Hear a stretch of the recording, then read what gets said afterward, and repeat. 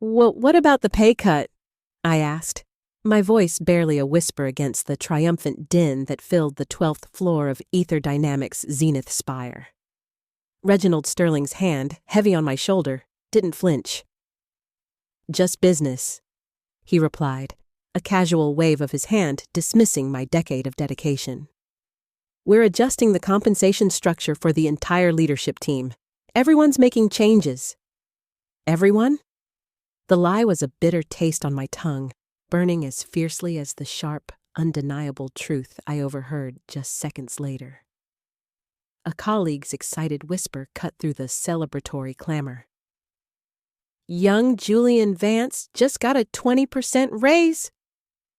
Julian, his son, the 25-year-old marketing wunderkind, whose understanding of Nexus Flow barely scratched its surface, yet he was being rewarded while I, Valerie Kincaid, was being gutted.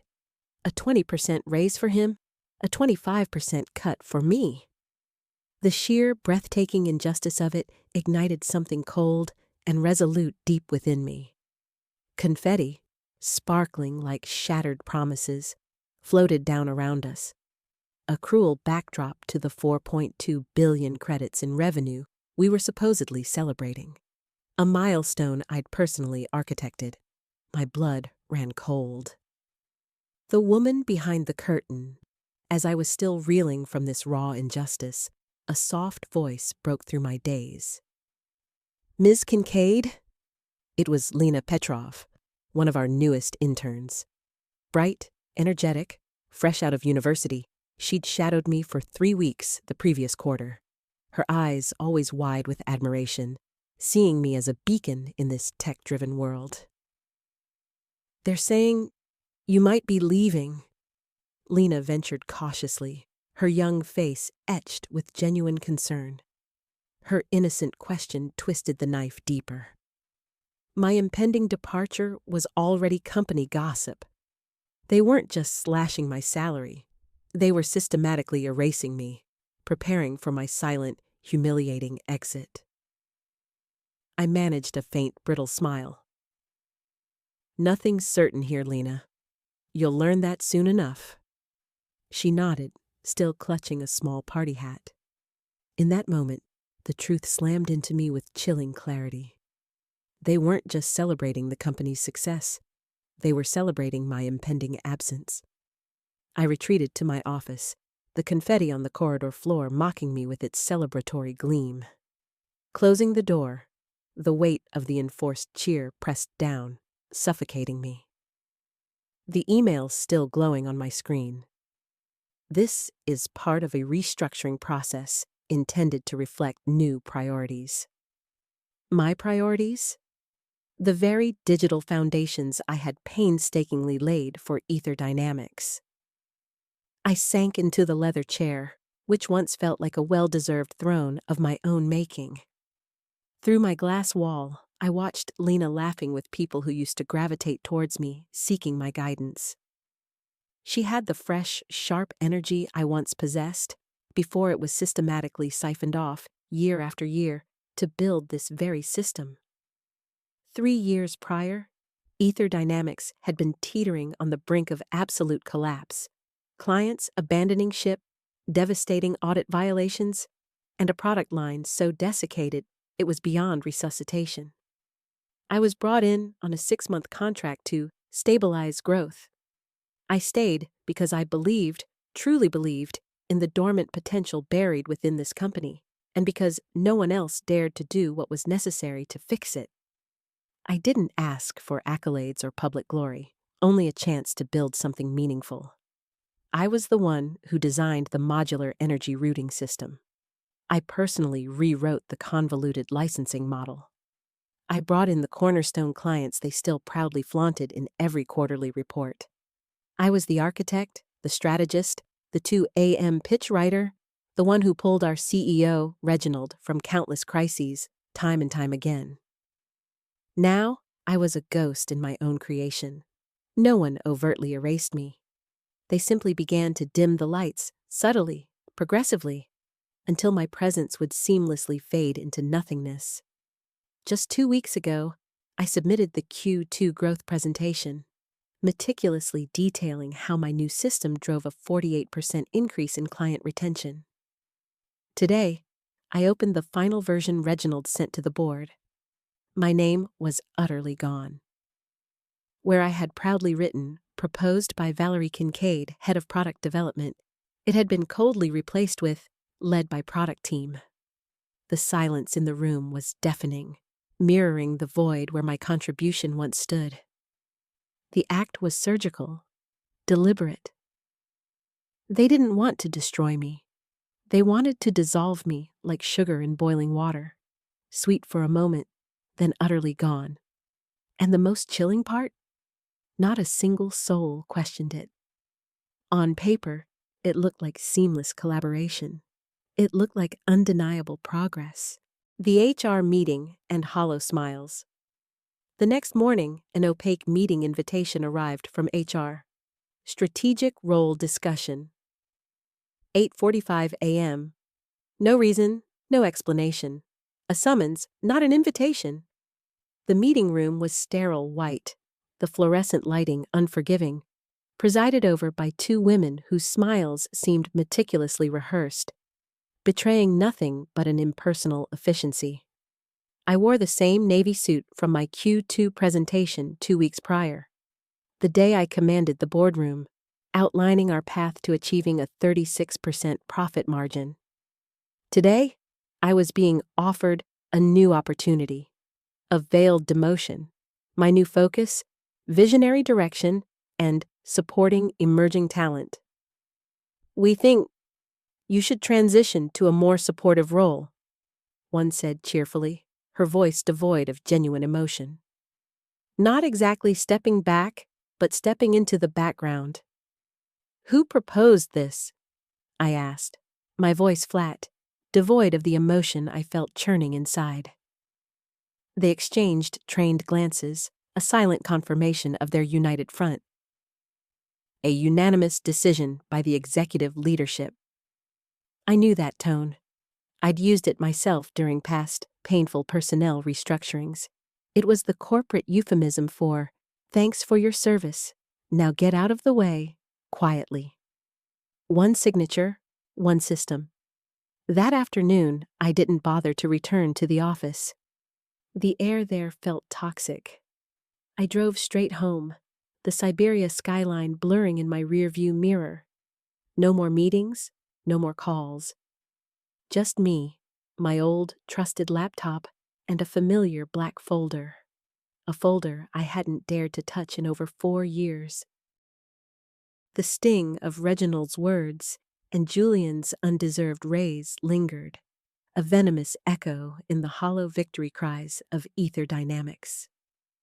I retreated to my private office, the golden confetti on the corridor floor mocking me with its celebratory gleam. Closing the reinforced glass door, the forced cheer of the 12th floor pressed down, suffocating me. The email, the one that condemned my financial future, still glowed on my tablet screen. This is part of a restructuring process intended to reflect new priorities.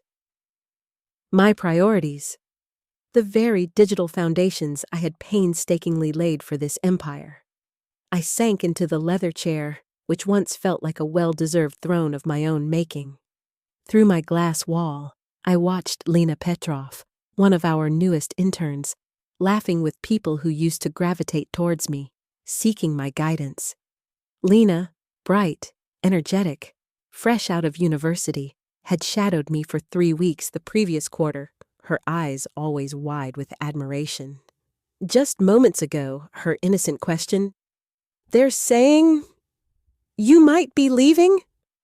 had twisted the knife deeper. My impending departure was already company gossip. They weren't just slashing my salary. They were systematically erasing me, preparing for my silent, humiliating exit. In that chilling moment, the truth slammed into me. They weren't just celebrating the company's success. They were celebrating my impending absence. A cold, analytical fury began to replace the initial shock. If they wanted to erase me, I would make sure my absence left an unfillable void. My mind, a labyrinth of complex algorithms and system architectures, began to spin, not with despair, but with a dangerous calculation. 3 years prior, Ether Dynamics had been a dying star. Clients abandoning ship like rats, devastating audit violations, and a product line so desiccated it was beyond resuscitation. I was brought in on a 6-month contract to stabilize growth. I stayed because I truly believed, in the dormant potential buried within this company, and because no one else dared to do what was necessary to fix it. I didn't ask for accolades or public glory, only a chance to build something meaningful. I was the one who designed the modular energy routing system. I personally rewrote the convoluted licensing model. I brought in the cornerstone clients they still proudly flaunted in every quarterly report. I was the architect, the strategist, the 2 a.m. pitch writer, the one who pulled our CEO, Reginald, from countless crises, time and time again. Now I was a ghost in my own creation. No one overtly erased me. They simply began to dim the lights, subtly, progressively, until my presence would seamlessly fade into nothingness. The next chilling confirmation of their scheme arrived with an email requesting my presence at a strategic role discussion with HR the following morning. The summons, cold and impersonal, gave no reason, no explanation. I spent the rest of that day locked in my office, not out of despair, but out of a burning need to confirm my suspicions. I had just submitted the Q2 growth presentation 2 weeks prior, meticulously detailing how my new system drove a 48% increase in client retention. I opened the final version Reginald sent to the board. My name was utterly gone. Where I had proudly written, proposed by Valerie Kincaid, head of product development, it had been coldly replaced with, led by product team. The silence in the room was deafening, mirroring the void where my contribution once stood. The act was surgical, deliberate. They didn't want to destroy me. They wanted to dissolve me, like sugar in boiling water. Sweet for a moment, then utterly gone. And the most chilling part? Not a single soul questioned it. On paper, it looked like seamless collaboration. It looked like undeniable progress. The HR chamber, a calculated insult. The next morning, I walked into the sterile white meeting room, the fluorescent lighting unforgiving, presided over by 2 women whose smiles seemed meticulously rehearsed, betraying nothing but an impersonal efficiency. I wore the same navy suit from my Q2 presentation 2 weeks prior, the day I commanded the boardroom, outlining our path to achieving a 36% profit margin. Today, I was being offered a new opportunity, a veiled demotion. My new focus, visionary direction, and supporting emerging talent. We think you should transition to a more supportive role, one said cheerfully, her voice devoid of genuine emotion. Not exactly stepping back, but stepping into the background? Who proposed this? I asked, my voice flat, devoid of the emotion I felt churning inside. They exchanged trained glances, a silent confirmation of their united front. A unanimous decision by the executive leadership. I knew that tone. I'd used it myself during past, painful personnel restructurings. It was the corporate euphemism for, thanks for your service, now get out of the way, quietly. The insult hung in the air, thick and palpable. My mind raced, connecting the dots. The pay cut, the rumors, the erased name, this orchestrated demotion. It wasn't just about money or position. It was about systematically dismantling my legacy within Ether Dynamics.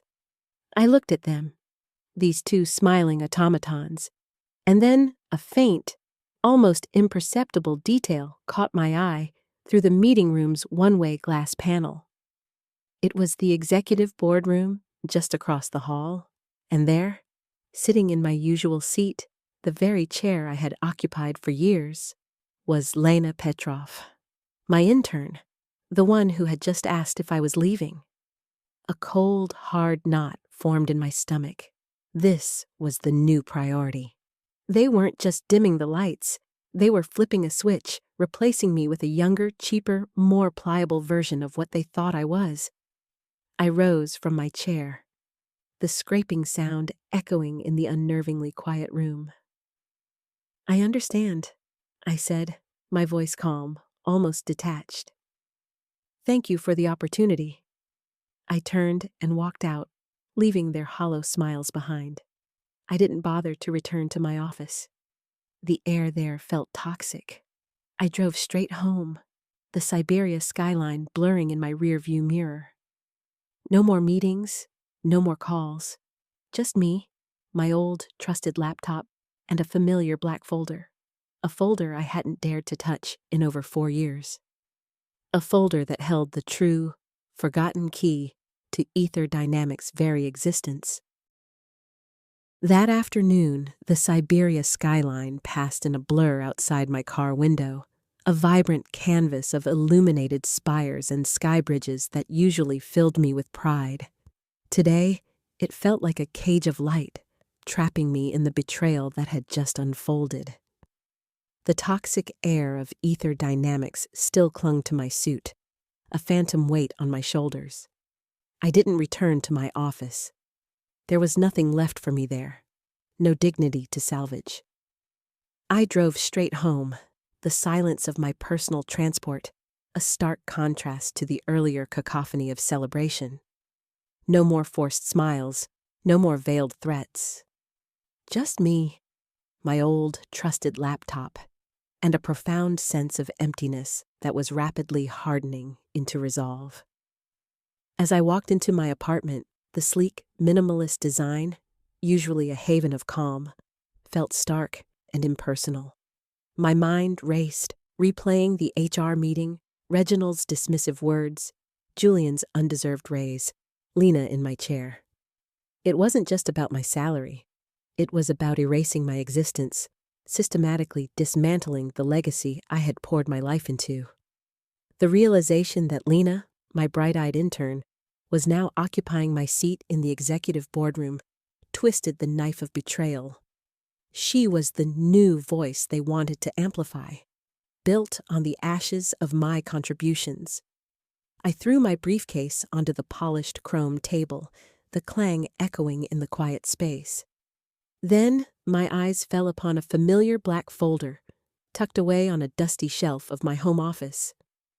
I hadn't dared to touch it in over 4 years. It was an artifact from a different era, a relic of the true beginning of Ether Dynamics' digital revolution, long before the sleek Zenith Spire or the 4.2 billion credits in revenue. My fingers, almost instinctively, brushed against the worn cover. I pulled it down, the fine layer of dust puffing up around it like a forgotten memory. Inside, meticulously organized, lay the original schematics, notes, and legal documents for the Nexus Flow Master Agreement. This wasn't just any software license. It was the very backbone of Ether Dynamics infrastructure, the core technology that powered every client portal, every internal system, every transaction. Without it, the company would simply cease to function. It was my magnum opus, the modular energy routing system I'd personally designed and implemented. As I thumbed through the documents, a specific page caught my attention. It was the license expiry date. My heart skipped a beat, then pounded with a ferocious new rhythm. The license for Nexus Flow was set to expire in precisely 23 days. 23 days. A wave of cold dread, quickly followed by a surge of defiant power, washed over me. I remembered now. Reginald had sent me the renewal form via a personal, unencrypted email 7 weeks prior. He hadn't bothered to follow up, assuming, in his typical arrogance, that I, Valerie Kincaid, the dependable architect, would simply handle it. It was buried deep in my secondary inbox, flagged as low priority by my own system, lost amidst countless spam and corporate newsletters. He had trusted me implicitly with the very lifeblood of his company, even as he was systematically tearing down my professional life. A chilling thought took root, blossoming into a dangerous plan. My hands, which had once built this intricate digital world, now felt capable of dismantling it. I remembered the subtle redirects, the dormant expiration triggers I had embedded deep within the core architecture of Nexus Flow years ago. Not as an act of sabotage, but as a protective measure, a fail-safe in case of unforeseen system breaches or corporate malfeasance. They were my digital signature, my insurance policy. If the license wasn't renewed, these triggers would activate, silently, progressively, withdrawing the system's foundational support. It wouldn't be a sudden crash, but a gradual, agonizing unraveling. The silence in my apartment stretched, heavy with the weight of my revelation. This wasn't just a corporate slight anymore. This was a battle for my legacy. And I, Valerie Kincaid, was now holding the ultimate weapon. The days that followed my discovery of the Nexus Flow Master Agreement felt like a countdown to an unseen explosion. Each tick of the clock, each sunrise over Siberia, brought ether dynamics closer to its inevitable digital collapse. I continued my routine, a ghost haunting the edges of a company that was swiftly forgetting me, but my focus had shifted entirely. My laptop became my command center, my old terminal a window into the subtle tremors beginning to ripple through the very system I had built. I observed the internal network with a detached, almost scientific curiosity. Small discrepancies began to surface, first barely perceptible, then growing more frequent. A slight delay in client portal logins, a fractional lag in data processing, minor glitches in the interdepartmental communication streams. To the untrained eye, these were just typical system hiccups, easily dismissed. But I knew better. I had woven the very fabric of Nexus Flow, and I recognized these subtle tremors for what they were. The first, faint whispers of my architecture beginning its controlled, deliberate withdrawal. The expiration triggers I had embedded years ago were coming to life, silently, methodically, like a slow-acting poison. My diagnostic dashboard, a private interface I'd built years ago for emergency monitoring, confirmed my suspicions. It showed the system's foundational layers, the ones dependent on the non-renewed license, starting to detach, like roots slowly pulling away from dry soil. It was agonizingly slow, a digital unraveling that only I could truly comprehend. The brilliance of it, in a twisted way, was chilling. It wouldn't crash catastrophically, it would simply wither. Then the messages started. First, a cryptic ping from Owen Miller, a senior engineer on the Nexus Flow operations team. He was good, one of the few at Ether Dynamics who truly understood the underlying complexities of the system beyond its surface functions. He had always respected my work. His message was brief. Valerie, noticing a weird pattern in the usage logs, almost systematic. Everything okay with the core architecture? I saw it, I read it, but I didn't respond. My silence was now my most potent weapon. Engaging with him would expose my hand too soon, and this game required patience. I imagined the rising panic in the ops room, Owen and his team chasing ghosts, trying to patch up leaks they couldn't possibly comprehend. Let them scramble. Let them try to fix what they couldn't even name. The days crawled by, marked by the escalating internal alerts I observed from my private console. The tremors became shudders. Small system failures were now requiring manual overrides. The internal chat channels buzzed with growing frustration, even hints of fear. Reginald and his new leadership team were undoubtedly dismissing these as minor issues, perhaps blaming a new software update or an external cyber attack. The irony was exquisite. Then, the truly unexpected happened. My personal communicator chimed, displaying an incoming call from an unregistered number. I hesitated, then answered. Valerie Kincaid, I presume? A smooth, confident female voice, edged with a familiar, competitive spirit, greeted me. Who is this? I asked, my brow furrowed. Celeste Durand, she replied, Chief Executive Officer of Lumina Systems. And, if I recall correctly, your primary competitor back in the early days of modular routing. My breath hitched. Lumina Systems, our fiercest rival from a previous era, before Ether Dynamics dominated the market with Nexus Flow. Celeste Durand was a formidable force, known for her sharp intellect and ruthless business acumen. We had crossed swords on countless bids, our respective companies constantly trying to outmaneuver each other. What could she possibly want now? A dinner invitation, Valerie, Celeste continued, her voice holding a subtle knowing tone. I've been observing Ether Dynamics with interest lately. Their systems seem to be developing a rather peculiar cough. A cough that, to my trained ear, sounds remarkably like a controlled withdrawal. My heart hammered against my ribs. A controlled withdrawal. She knew, or at least she suspected. How could she possibly know? Had I left a digital trail? Or was her intuition simply that unnervingly precise? I believe we have much to discuss, Celeste finished. Over a quiet meal, my treat. Say, tomorrow night, at the Sky Garden on level 70 of the Vesper Tower? The invitation hung in the air, thick with unspoken implications. This wasn't just a dinner. It was a proposition. A new game, with stakes far higher than just my salary.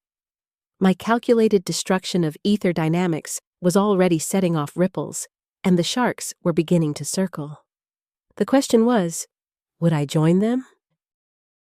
The scent of hydroponic orchids filled the air of the Sky Garden, an ironic contrast to the storm brewing within me.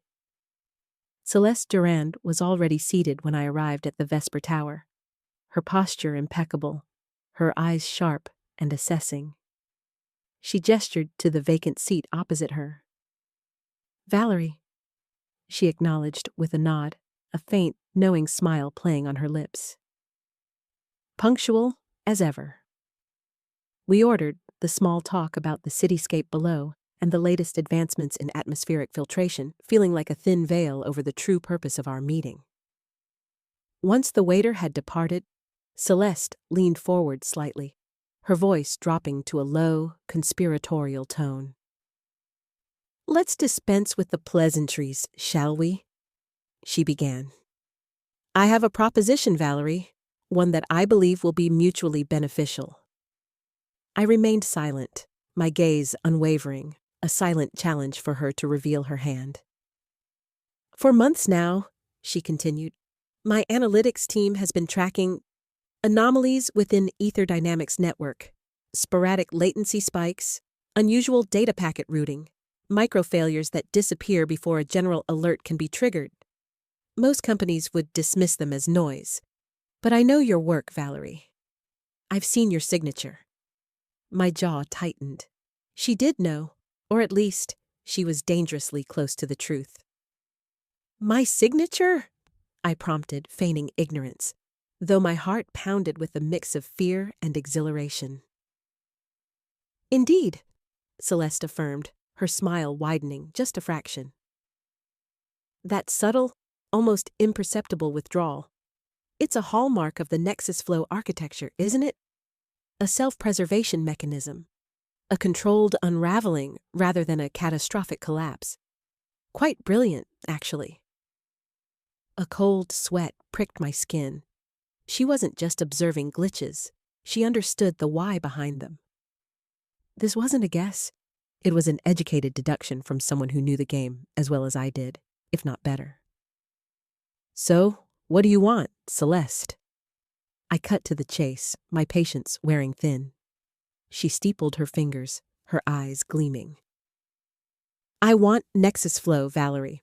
Or, more accurately, I want you to bring Nexus Flow to Lumina Systems, or perhaps a new, evolved version of it, under your own brand. Imagine that. Your genius, unchained by corporate politics, no longer held hostage by the likes of Reginald Sterling. The audacity of her proposition stunned me into silence. She wasn't just offering me a job, she was offering me a kingdom. A chance to reclaim my legacy, to build anew, and to watch ether dynamics crumble from the outside. My offer isn't just a fantasy, Valerie, Celeste pressed, sensing my internal struggle. My company, Lumina Systems, has the resources, the infrastructure, and crucially, the vision to implement a system of Nexus Flow's magnitude. And I assure you, we value innovation and the minds behind it, unlike certain short-sighted competitors. Her gaze was pointed. I leaned back, considering. The thought of ether dynamics collapsing, its arrogant leadership scrambling in the ruins of their own making, was intoxicating. But the idea of handing over my creation, even to a rival, felt complicated. What are the terms? I asked, testing the waters. Exclusive rights to the evolved Nexus Flow, rebranded under whatever name you choose, Celeste stated, her voice firm. You would lead the entire division, full creative control, significant equity, and a compensation package that reflects your true value, not some adjusted structure. My mind raced through the implications. This wasn't just revenge, it was redemption. A chance to rebuild, stronger, wiser, and with my name proudly affixed to every line of code, every successful deployment. I need time, I finally said, the words feeling heavier than they should have been. Celeste smiled, a genuine predatory glint in her eyes. I understand. This is a monumental decision. Take 3 days to consider. But I must confess, Valerie, I'm a woman who appreciates decisive action. I'll give you 2 days. The challenge hung in the air. 2 days, 2 days to decide the fate of ether dynamics and the trajectory of my own future. As I left the sky garden, the glittering lights of Siberia no longer felt like a cage, but a vast, open playing field. The game was far from over. It was just beginning. The 2 days Celeste gave me stretched into an eternity, yet simultaneously evaporated like mist. My apartment, once a sanctuary, now felt like a war room. My old laptop, usually a tool for creation, became my portal to the unraveling. I spent hours dissecting ether dynamics' public-facing systems, watching the subtle tremors I'd initiated amplify into noticeable quakes. Internal dashboards I could still access through back channels showed escalating alerts. The digital pulse of the company was becoming erratic, like a dying heartbeat. The irony wasn't lost on me. While Reginald and his new leadership team were likely scrambling to identify phantom bugs, blaming external threats or blaming overworked junior engineers, I, the true architect, was watching the meticulously planned demise of my own making. The deeper layers of Nexus Flow were silently disconnecting. Lines of code I'd written years ago now, fulfilling their pre-programmed purpose, to protect the integrity of the system by slowly pulling the rug out from under those who no longer respected its foundation. The thought of Lumina Systems and Celeste's offer was a beacon in the digital storm. To rebuild Nexus Flow, to brand it as my own, to reclaim my legacy, it was more than just revenge. It was redemption. But before I could embrace that future, there was one final, crucial act to perform. A farewell, a declaration. Not spoken aloud, but written in the language I understood best. Code and schematics. On the dawn of the 3rd day, with a grim determination, I returned to the zenith spire. The early morning light cast long, cold shadows across the deserted lobby. Security was tighter now, the air thick with an unspoken tension, a nervous energy that hinted at the internal chaos brewing within ether dynamics. I navigated the familiar corridors, my access card still working for now, a testament to the fact that they hadn't yet fully erased me from the system. Not completely. My destination was the infrastructure vault, a heavily secured subterranean chamber on sublevel B3, where the physical servers and core data drives of NexusFlow resided. It was a place only a handful of senior personnel had access to, a digital sanctuary that I had personally helped design and secure. The air grew colder, metallic, as I descended. Each security checkpoint, each biometric scan clicked open for me, an eerie confirmation of my lingering ghost-like authority. Finally, I stood before the reinforced door of the vault. My hand hovered over the biometric scanner, a moment of profound significance. This was it, the final act of my professional life within ether dynamics. With a deep breath, I placed my palm on the scanner. A soft whir, a green light, and the heavy door hissed open. Inside, the vault was a symphony of humming servers, blinking lights, and the crisp, cold air of advanced climate control. Rows upon rows of data racks stood like silent sentinels. I moved with purpose, directly to the main terminal, a console I knew better than my own reflection. I bypassed the standard login protocols, accessing a backdoor I had installed years ago. A digital key I had kept solely for emergency maintenance. I didn't destroy anything. That wasn't my way. Instead, I uploaded a single encrypted data packet. Inside, it contained my original annotated schematics for NexusFlow, diagrams that revealed every intricate layer, every hidden pathway, every expiration trigger, and alongside it, a letter, a digital missive, brief and to the point. It wasn't addressed to Reginald, or Julian, or even the board. It was addressed to anyone who would eventually find it, buried deep within the system logs, when the true unraveling began. The letter was concise, cutting through the corporate jargon. The NexusFlow system has initiated its controlled withdrawal due to a fundamental breach of trust and contractual obligations. The original license agreement has expired without renewal. The architecture, once the lifeblood of ether dynamics, can no longer sustain a foundation built on deceit. The schematics attached reveal the nature of this withdrawal. Seek truth, not blame. Valerie Kincaid. It was done. I logged out, severing the last digital thread connecting me to ether dynamics. As I turned to leave the cold, echoing vault, a figure emerged from the shadows near the entrance. It was Lena Petrov. She was carrying a small data drive, her eyes wide, tinged with a mix of fear and recognition. "Ms. Kincaid?"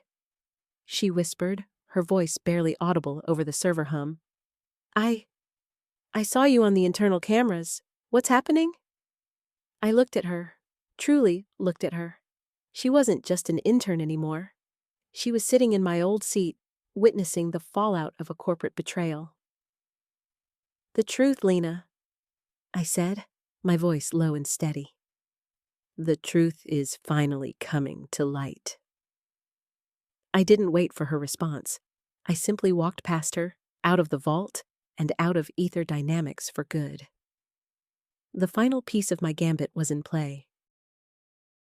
The following days were a blur of nervous anticipation. From my apartment in Siberia, I watched ether dynamics through my private diagnostic dashboard. The subtle tremors I'd initiated were now escalating into a full-blown digital earthquake. The first signs were minor. Dashboards looping endlessly, revenue data becoming inaccessible, client portals intermittently freezing. Panic, a tangible digital hum, began to seep into their internal communications, which I monitored with cold precision. I envisioned the chaos unfolding within the Zenith Spire.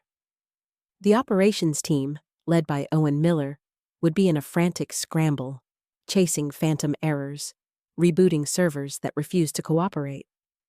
They'd be drowning in data anomalies, unable to pinpoint the root cause because the problem wasn't a bug. It was an absence.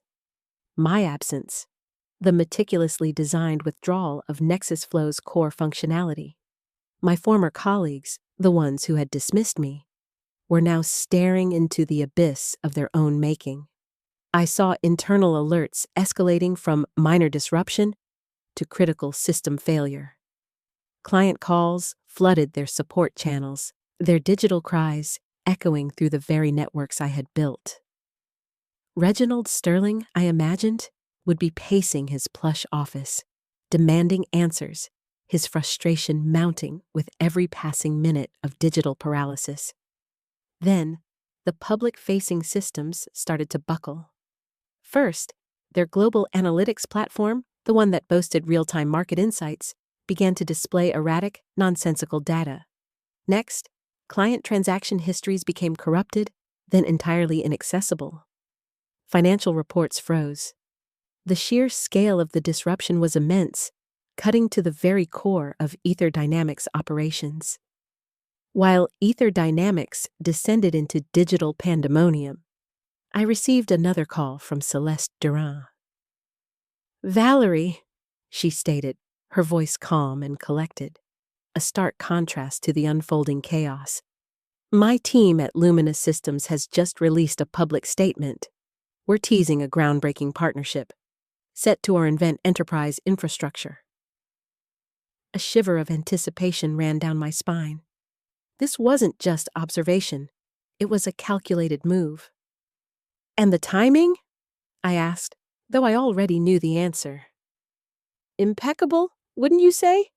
she replied with a dry chuckle. "The market responds well to stability, Valerie. And Ether Dynamics, it seems, is experiencing some turbulence." Indeed. As Celeste spoke, news feeds began to pop up on my secondary screen. Financial analysts, usually bullish on Ether Dynamics, were now raising concerns. Their stock, once soaring, began a noticeable slip, a tiny tremor in the vast financial market that would soon escalate into a freefall. The external world was finally catching up to the internal meltdown. Meanwhile, a flurry of urgent, desperate calls from Ether Dynamics began to hit my old, now discarded work comm. I let them ring, one after another, their digital pleas unheard. I was no longer their solution. I was the silent, unseen force behind their unraveling. In the midst of this digital Armageddon, my mind was already racing ahead. I had envisioned this collapse, but the reality was far more satisfying. This wasn't just revenge. It was a reclaiming, a testament to the critical role I played, a role they had so arrogantly tried to erase. The stage was set. The world watched, bewildered, as Ether Dynamics began to openly fracture. Financial news channels, once their biggest cheerleaders, now broadcast alarming reports of system outages and inaccessible client data. Their stock plummeted, a digital cascade of falling numbers that confirmed what I already knew. The company built on my back was finally crumbling. From a quiet cafe in the bustling market district of Siberia, I observed the unfolding disaster on my private diagnostic dashboard. The data flowed, relentless and unforgiving, painting a stark picture of a once mighty empire now grappling with a self-inflicted wound. I saw Reginald's frantic internal memos, his desperate attempts to rally his teams, to downplay the severity of the crisis. He even tried to blame it on a sophisticated cyber attack from a rival nation-state, a narrative so transparent it was almost comical. Meanwhile, Celeste Durand was moving with the precision of a master strategist. Her company, Lumina Systems, had already positioned itself as the stable, innovative alternative. The news of their groundbreaking partnership was now everywhere, a beacon of hope in the tech world that Ether Dynamics' collapse had thrown into disarray. A few days later, a highly anticipated tech convention was held in the glittering, multi-tiered Quantum Hall, a venue renowned for hosting industry-defining announcements. I was there, not as a participant, but as an observer, cloaked in anonymity, a ghost in the machine of this unfolding drama. The air crackled with anticipation. Everyone was buzzing about Ether Dynamics' downfall, and the mysterious new venture Lumina Systems was about to unveil. The giant holographic screen above the stage flickered to life. Celeste Durand, impeccably dressed and radiating confidence, walked into the spotlight, a knowing smile playing on her lips. The audience hushed. "For too long." Celeste's voice resonated through the hall, clear and strong. Enterprise infrastructure has been burdened by outdated models and a lack of true innovation. Today, Lumina Systems is proud to unveil not just a product, but a complete reinvention. A system built on transparency, resilience, and unparalleled efficiency. A new logo materialized on the screen behind her. A swirling green vortex, both organic and technological. "We call it Viridian," she announced, her gaze sweeping across the captivated audience. "The future of interconnected systems." The crowd murmured, impressed. The name was new, sleek, hinting at growth and vitality. Everything Ether Dynamics was currently not. Celeste paused, letting the name sink in before continuing. "But Viridian is more than just a name. It represents a new philosophy, a new way of building, and it has been brought to life by a visionary whose dedication and genius are unparalleled." My heart pounded. This was it, the moment I had been working towards, the culmination of my long game. I felt the collective gasp of the audience as Celeste stepped back, her eyes fixed on the wings of the stage. A single spotlight cut through the darkness. Then, I stepped out. The applause was tentative at first, then swelled into a roaring ovation as recognition dawned on the faces in the crowd. There were gasps, whispers, even a few exclamations of, "Valerie Kincaid? Impossible." The digital world, consumed by the implosion of Ether Dynamics, now saw its ghost rising. I looked out at the sea of faces, at the flashing cameras, at the live feeds streaming my image across Siberia and beyond.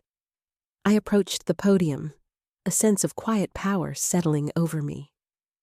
"For those who knew me at Ether Dynamics," I began, my voice steady, projecting confidence, "you might recognize the underlying principles of Viridian, because I built it."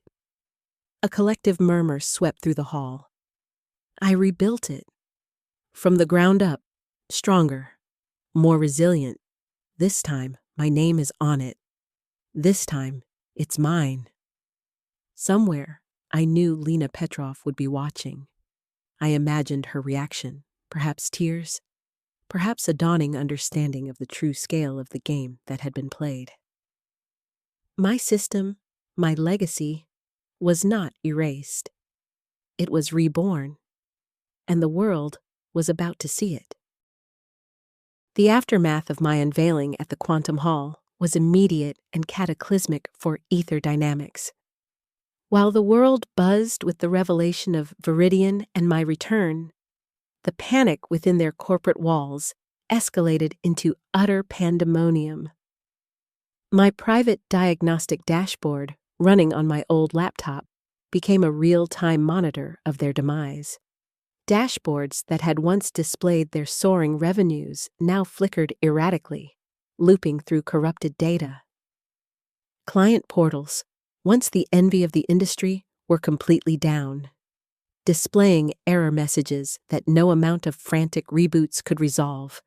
I could almost hear the desperate shouts in their war room, the clatter of keyboards, the escalating tension in Owen Miller's voice as he likely tried to explain the inexplicable to a bewildered board. Reginald Sterling, I imagined, would be a furious, red-faced caricature of his former composed self, his authority crumbling faster than his company's stock.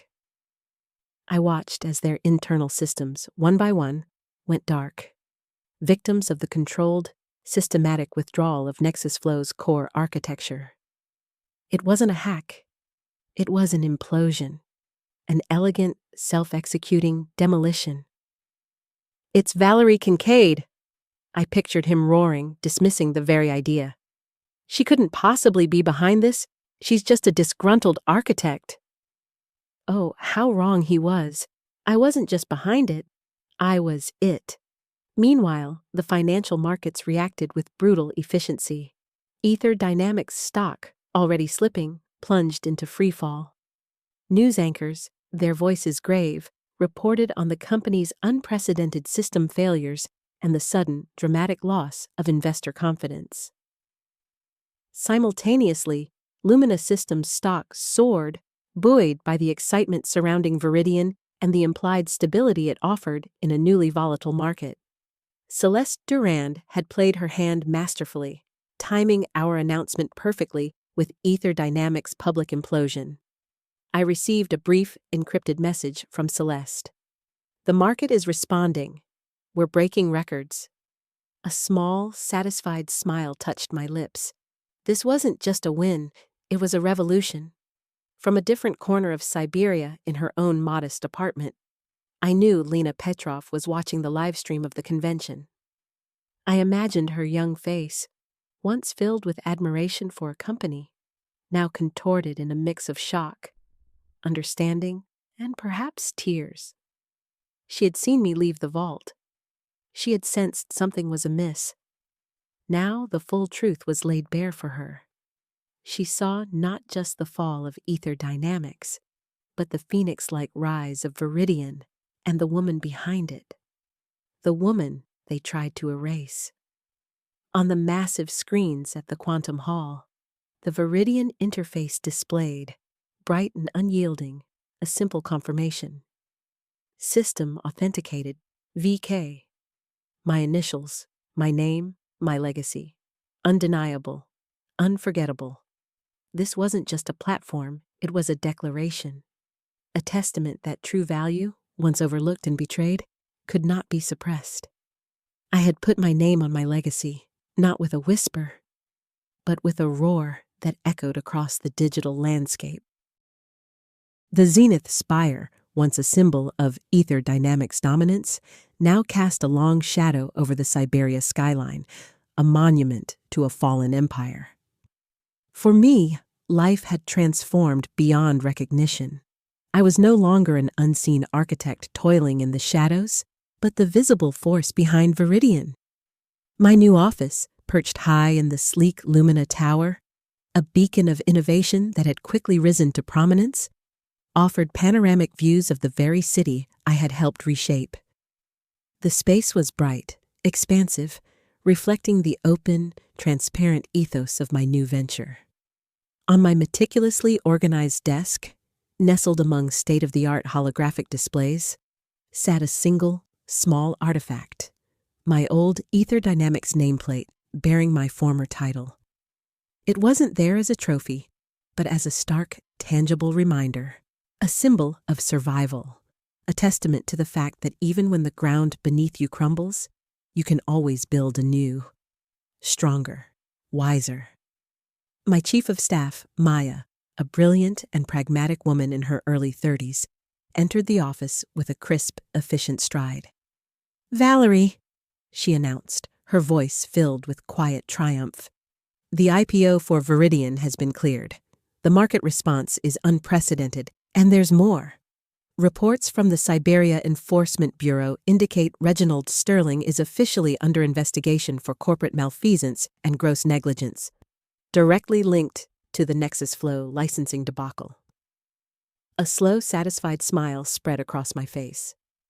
Justice, it seemed, was not only swift, but also thorough. "Good," I simply stated. "And the details of our partnership with Lumina Systems? Are we ready to make the full disclosure?" Maya nodded, tapping a data pad. "Everything's in place. Celeste is ready to make the formal announcement. As per our agreement, Lumina Systems will confirm your ownership of Viridian, 85% equity, 100% control. The numbers were staggering. More than just a win, it was absolute vindication. From being brutally cut, dismissed, and erased, I now held the reins of an industry-defining enterprise, completely on my own terms. This wasn't about vengeance in the traditional sense. It was about reclaiming what was rightfully mine, demonstrating that true innovation cannot be suppressed, only redirected. I looked out at the sprawling cityscape, the digital pulse of Siberia now flowing through my own creation. My journey had been arduous, fraught with betrayal, but it had led me here, to a place where my name, Valerie Kincaid, was not just a label, but a promise of integrity, resilience, and unparalleled technological prowess. The video that had once narrated my downfall at Ether Dynamics had concluded with the powerful idea that sometimes silence is louder than revenge. But for me, the silence had been the strategic pause before the grandest unveiling. It was the quiet, meticulous work that laid the foundation for a roar that would change an entire industry. And this was just the beginning. Valerie Kincaid's story isn't just a tale of sweet revenge. It's a powerful testament to the true value of an individual. When her contributions were erased and she was pushed to the brink, Valerie chose strategic silence over complaint. It was her quiet resilience and unwavering belief in her own abilities that transformed betrayal into a driving force, allowing her to rebuild everything, even grander than before. Valerie teaches us to always know our worth and never let others define it. In any situation, having a plan B and the sheer tenacity to turn challenges into opportunities are key to not just surviving, but thriving. Your legacy is what you build, and genuine talent will always find a way to shine, despite any attempts to erase or overshadow it. Thank you for joining me on this thrilling journey through Valerie Kincaid's story and her quest to reclaim her worth. I hope it resonated with you and offered some valuable insights. Don't forget to subscribe and check out my next video for more compelling stories. I look forward to seeing you in the next one.